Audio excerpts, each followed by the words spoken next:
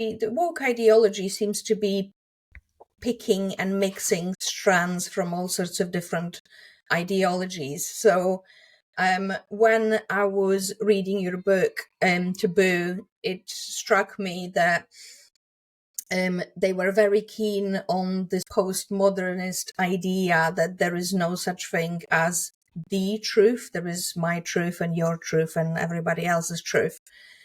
But the postmodernism at the same time really was trying to free people from group identity, whilst on the woke side of the ideology, we see that my truth, the bit from the postmodernists, but they very much reject not belonging to a group. They see the belonging to a particular group as, again, very, very important. And like James Lindsay, he tends to link woke to Marxism a lot. And again, I can see some of the bits that they've borrowed from the ideology, especially around sort of the cancellation. What type of ideologies do they really draw on the most?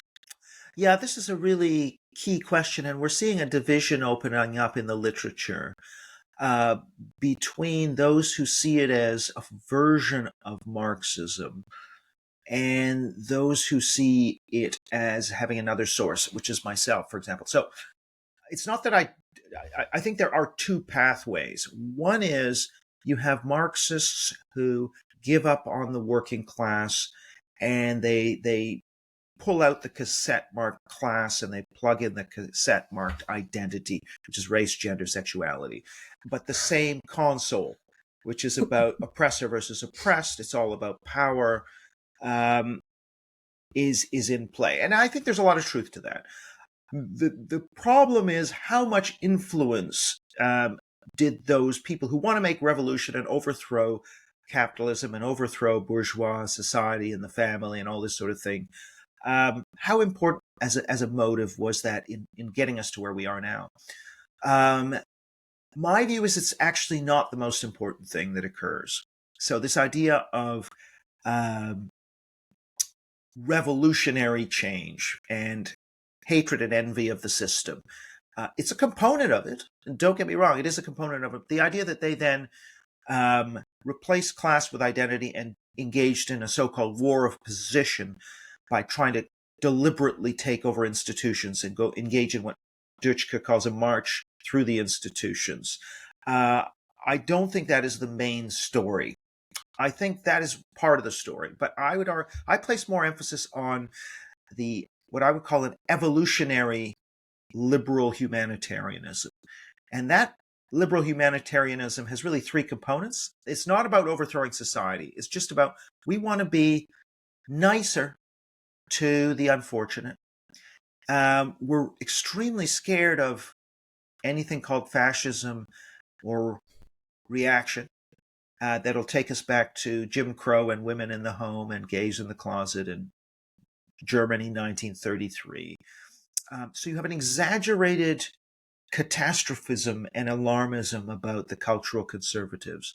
You have this very humanitarian, empathetic approach to minorities, defined more initially in ethnic terms, but white ethnic terms, but later in terms of race, and then gender and sexuality.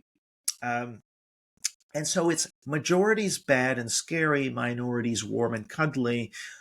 That very basic emotional structure combined with guilt over the bad things we, quote unquote, we, however that's defined, did to them, quote unquote, in the past. So guilt, empathy, and alarmism. Not necessarily wanting to overthrow anything, but so the difference there is that the liberal humanitarians would say, well, we need more, we're too white, too male, we need more diversity, we need more inclusion. They say we need more diversity, more equity, more inclusion. They don't say, okay, this is the number we're shooting for. This would be a measure of where we've gone too far and we've got enough equity or we've got enough diversity. It's just an open-ended thing, unbounded, no guardrails.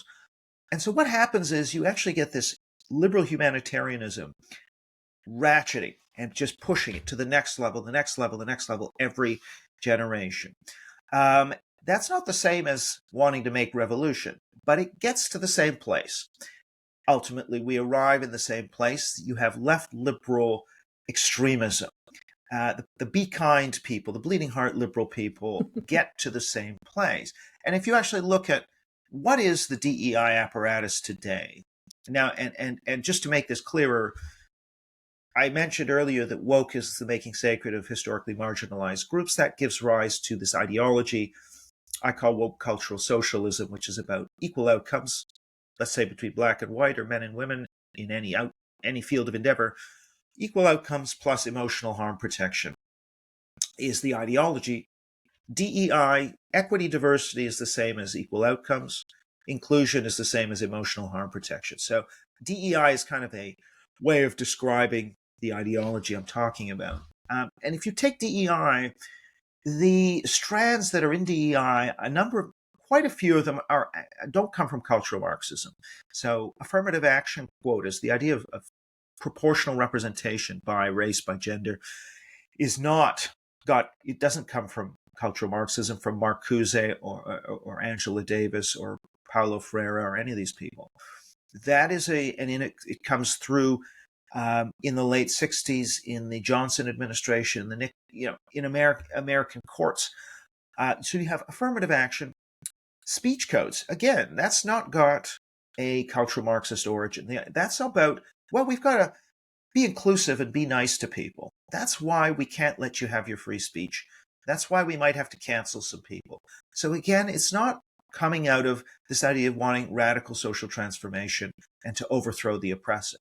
Now, of course, there is a cultural Marxist version of the argument that says, well, if we let whites and males and conservatives have free speech, then that is going to reinforce a structure of systemic inequality, whether racial, whether it's patriarchy, whatever.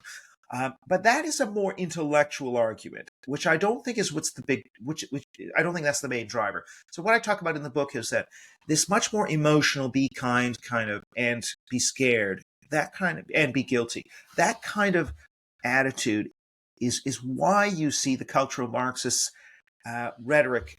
So there are some cultural Marxist strands as well now. Systemic racism, white privilege, patriarchy.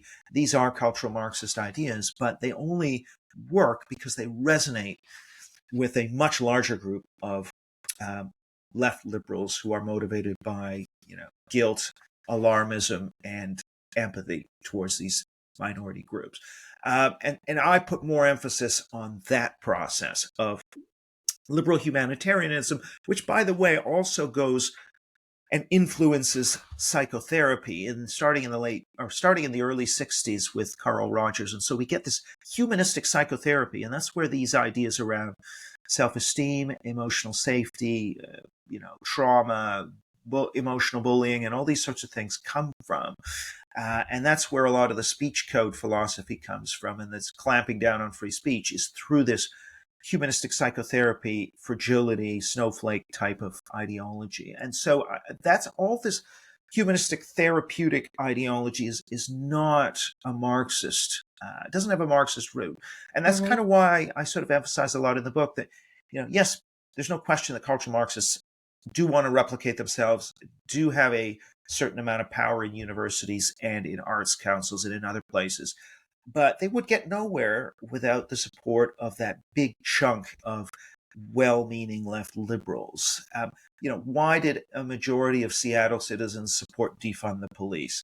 Is it because they want to overthrow the capitalist order and the family? No, it's basically because they were suckered in by the appeal to this kind of be kind philosophy, and so they went along with some really radical stuff.